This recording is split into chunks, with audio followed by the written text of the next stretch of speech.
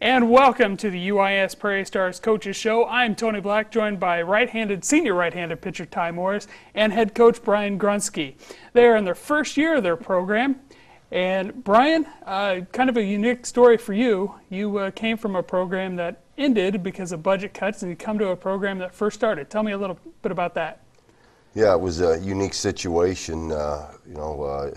University of Northern Iowa had baseball. It was the oldest sports program in the history of the university, and they decided, with budget cuts and things, to dismantle the program. And I was fortunate enough to land here in Springfield at UIS and take over a program where we start from scratch. Now, what is that like to build a program from scratch?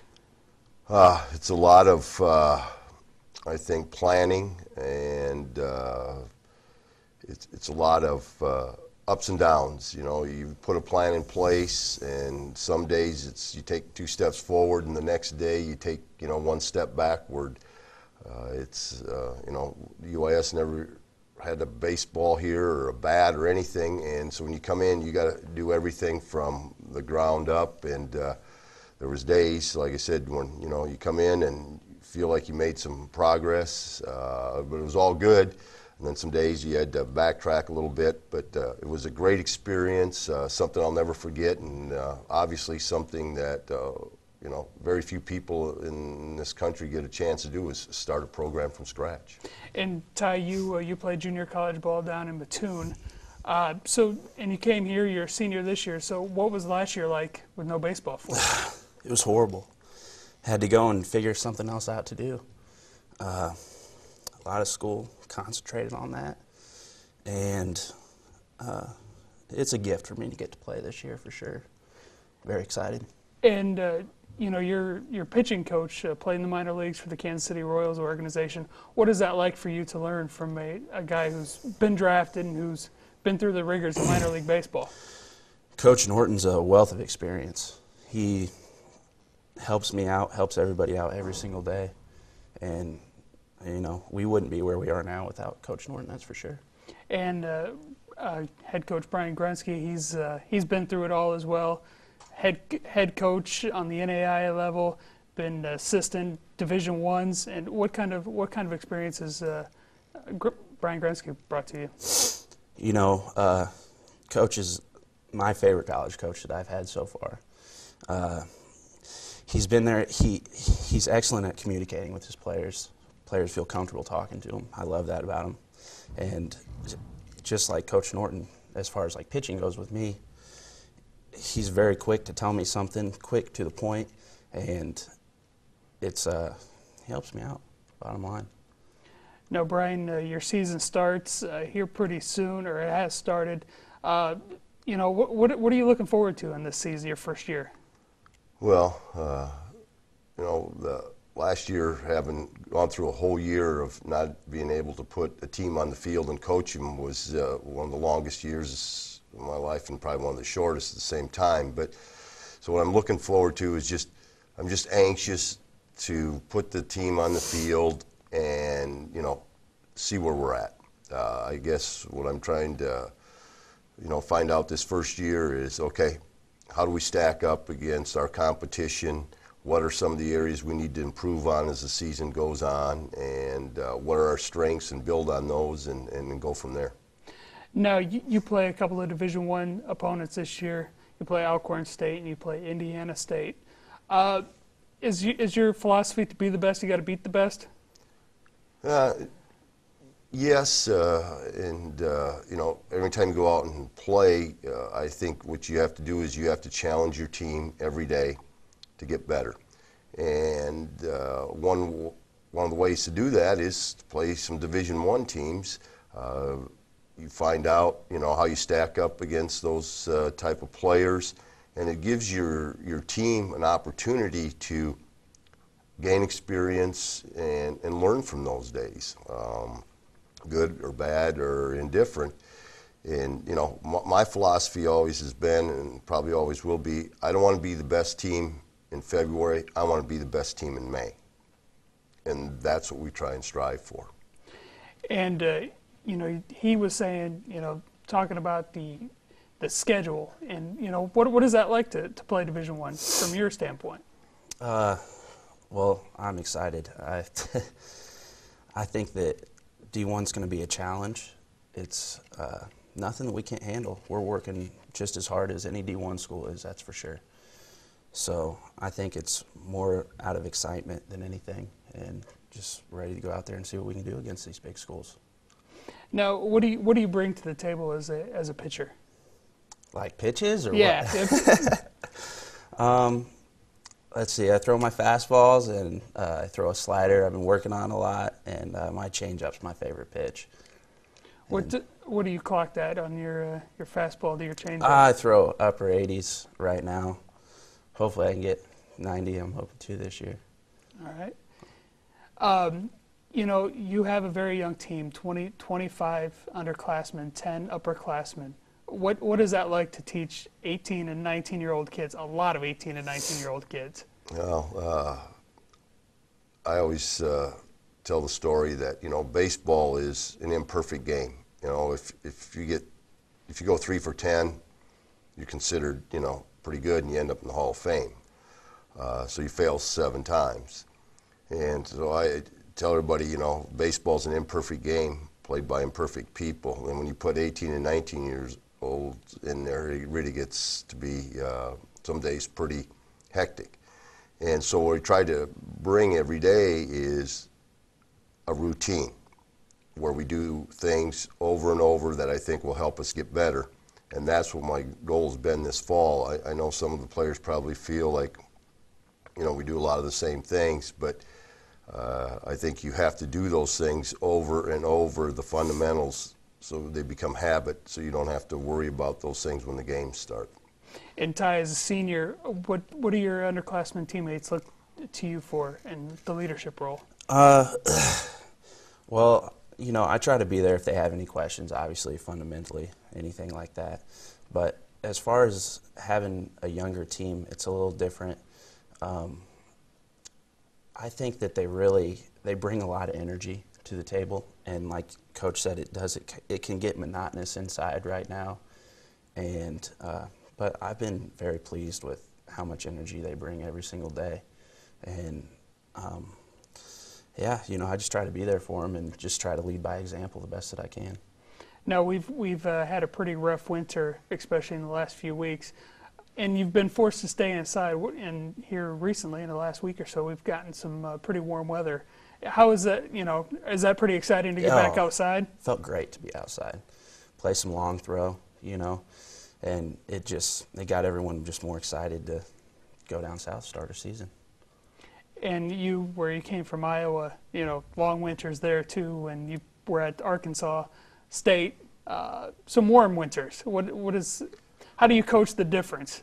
Well, being, primarily from the north and then having a chance to coach in the south, I think the difference is, especially the first month, when you look at it, the southern schools have a little advantage in probably the game type situations because they can inter-squad, they can do some of those things where up here you can't. But I believe that the northern schools are a little more fundamentally sound. In other words, they can bunt people over, base running's a little bit better. They execute, I believe, the fundamental things a lot better, and that's what we do inside. We work on fundamental things every day. Obviously we can't hit fly balls in the gym and those things, but we work on fundamentally how we're going to approach the ball, how we're going to throw the ball, where we're going to throw it to, and things like that. Now, looking towards your conference play that starts in mid-March, what are you looking forward to in the conference play? Well, I'm looking forward to, obviously it's probably one of the top 2 or 3 leagues in the country. Obviously we have the defending national champions in our league. We play them twice. There's 3 teams in our league that are in the top 25 in the preseason poll. And there's 2 other teams receiving votes, so that's 5 of the teams in our league are getting national recognition. So obviously it's going to be a challenge, and I think anybody that gets into the coaching business or athletic business of it, that's what the excitement is about, is facing challenges every weekend. Now, what do you look forward to facing these challenges, Ty? Well, I want to come out there and I want to win games. I think that we're more than capable of doing that. Like I said before, we're working just as hard as all these other schools. We just haven't had an opportunity yet, and we're jacked. What's one of your personal goals this season? Personal goals? I think I would like to win 6 games for sure. And I think that's probably my main goal right now. And this year, the Lumina bats have changed just a little bit. So it's more of a pitcher's game. Are you looking forward to that? Yeah, for sure. Who wouldn't be? Once you get some of those balls flying back at your face so fast, yeah, I'm excited about that. Hopefully I'll get some more bloops and anything. Now, Brian, tell me a little bit about these changes that have taken place with the bats. Well, the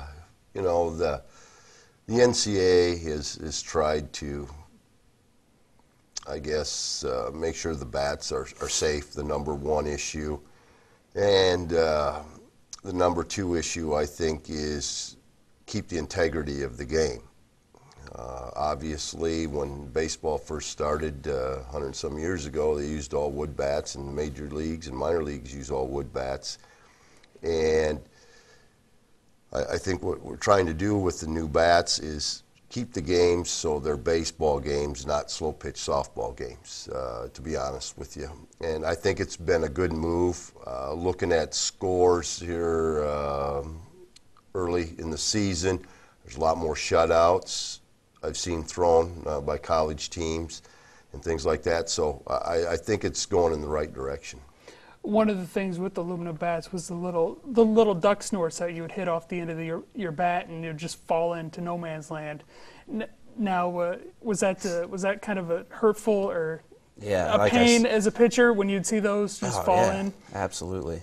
Hopefully, like I said, those bloops that used to be like that, hopefully those just fall into the glove this time. But yeah, they're still going to come off the bat. If you hit square, it's still going to come off. So, like Coach said, I think it's important to keep the integrity of the game, and hopefully that's what they're doing here. And some of the coaches have come out publicly and said they don't like the new bats. But you said you do like the new bats, and you do like the new game that it's going to turn into. Yeah, it's again, I'm probably old school. I played with a wood bat all the way up to my sophomore year in college, so I've had a little of both. But I think the game of baseball is one of the unique games where all the players, except for the pitcher, they have to be able to catch the ball and throw the ball and hit the ball. There's not another sport where every player on the team has to do everything the same. In football, you have a quarterback, he throws. The linemen don't touch the ball. Basketball, your post guys do not dribble the ball up the floor. And so it's a unique game, and I think that all the aspects have to be utilized when you have a team, and that's field the ball, throw the ball, and hit the ball. And I think that's what this does, is it brings back the entire game to baseball. Now, speaking of back to your team, how's your starting 9 starting to pencil in at? Well, I think that if you look at our starting 9, right now, I think we've got an injury in one of the outfielders that hopefully he'll be back here in the next week or 10 days, somewhere in there. But that kind of puts a little bit of a roller coaster in our outfield. But I think there's 2 spots in the outfield I'm pretty set on right now. On the infield, I think that there's probably 3 spots that I'm pretty set on right now. Or I shouldn't say 3, 2 spots I'm set on, 2 of the 4. And behind the plate, I'm pretty set on one guy right now. I mean, I think is going to take over most of the duties. But we still have some competition going in, obviously 4 or 5 spots. So that makes good practice. Competition always brings out the best in all of us. Now, when as we said, you got a young team, but one of the youngest positions, you have 3 freshman catchers. Now, what is that like to see freshman catchers back there trying to call a game? Well, the good thing is we have like Ty, one of the seniors, and he knows what he can do, and obviously our pitchers have the last say in what they want to throw. So if one of the freshmen puts down a pitch that Ty doesn't like, he can always, shake it off and go there, which helps a bunch when you have somebody like Ty. It's got some experience. But as far as the catchers, I think that they've learned every day. We've talked about pitching. We make sure they catch different guys every day so they understand what their fastball does, what's their next best off-speed pitch, and things like that, so they understand what we're trying to do. And we talk to them on a daily basis of, okay, from this pitch we go to that pitch, and then we're going to go back to this one, and things like that. So they've been learning. It's been a learning process every day, and obviously the best thing is that they're going to get better as the season goes on.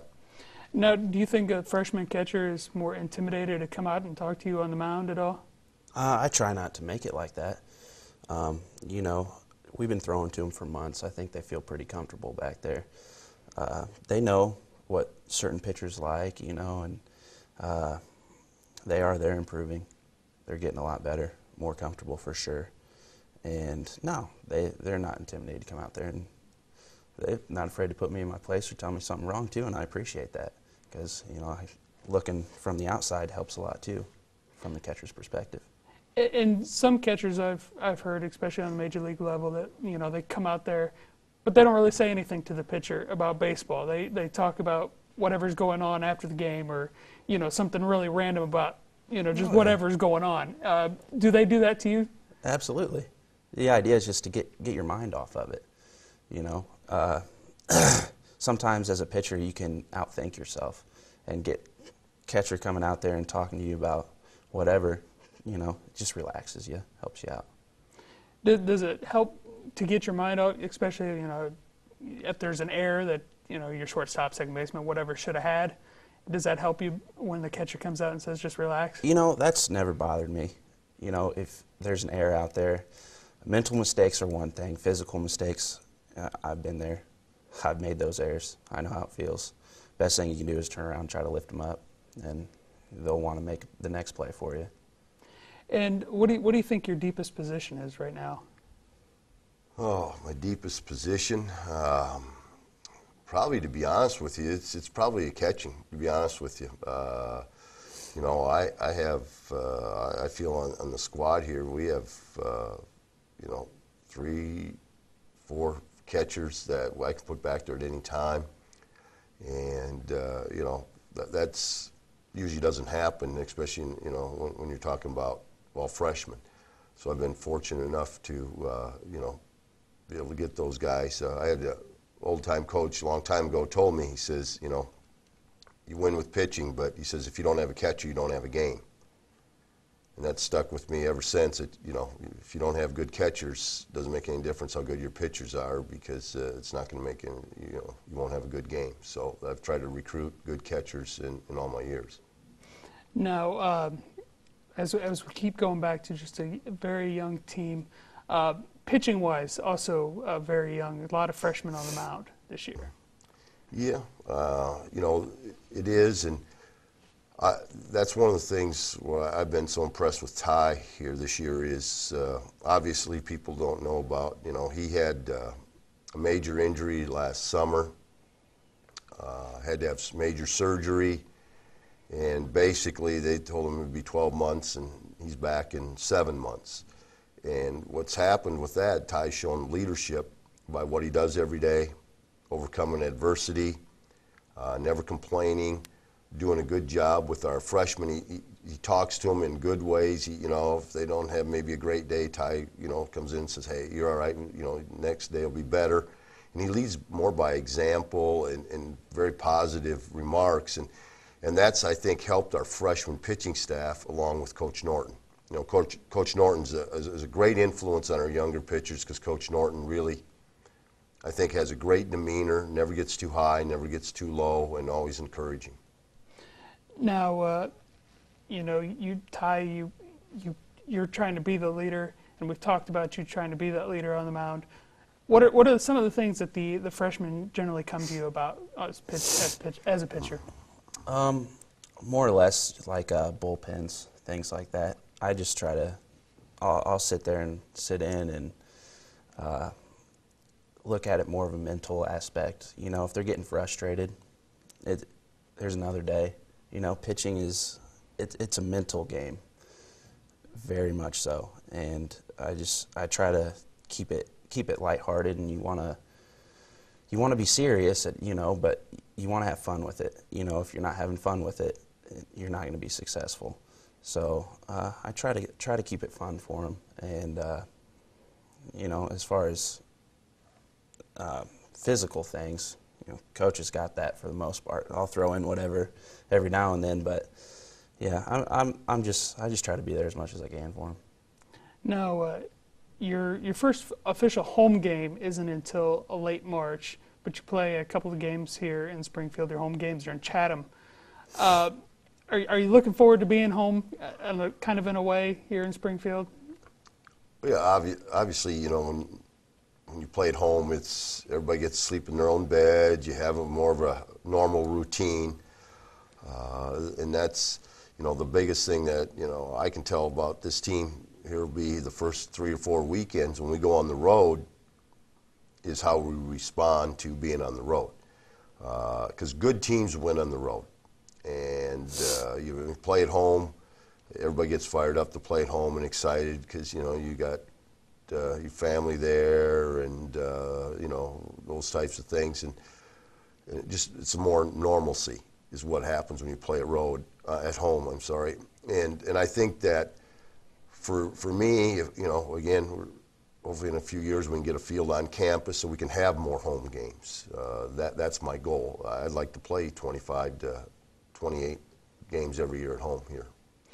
And you go into you play Christian Brothers here coming up too. What is a team like Christian Brothers going to bring to the table? They're just a very solid team. They play in a very good league. They're a team that traditionally has some pretty good arms. They'll run out 3 pretty good arms. They'll have a couple guys in their lineup that can swing the bat pretty well, and they're just pretty solid. So, it'll be a good test for us. Again, when you go on the road with a young team and things like that, that's where you find out about what your teams are made of. And your schedule, you've kind of compacted your schedule. Not a lot of midweek games, a lot of weekend games. Was that the point with the young team? Yeah, it really was. Obviously, a lot of teams take spring trips over spring break, and I looked at our spring break calendar, and it was the same weekend we opened up with conference weekend, and I didn't want to go to Florida or someplace like that for just 5 or 6 days, so I decided to lengthen out our schedule by playing earlier on weekends. And I think it'll help our team, because what we can do then is we get a chance to play, and then we get a week off. We can practice, work on things we need to, get regrouped, and then go back at it again the next weekend.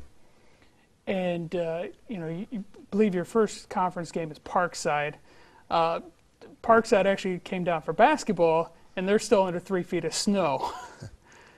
What, is it advantage to you? Well, with Mother Nature, as we all know, in the Midwest here, one day, you can be outside in short sleeves, the next day you're shoveling snow.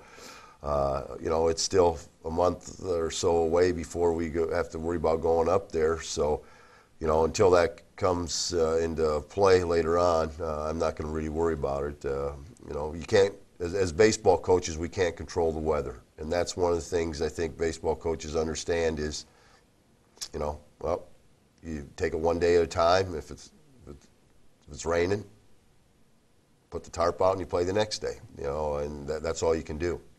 And as we were walking over here, talking about the weather and stuff, how would you like to, or where would you, temperature-wise, what would you like to pitch in? I would rather throw in 100 degrees than I'd throw in even 60 degrees. It helps me to keep my arm warm for the most part. I don't know what it is, really, but yeah, definitely hotter than colder. All right, well, thanks a lot for joining us here on Prairie Star Coaches Show. I am Tony Black. Thanks to Brian Grunzke and Ty Morris. Thanks for tuning in.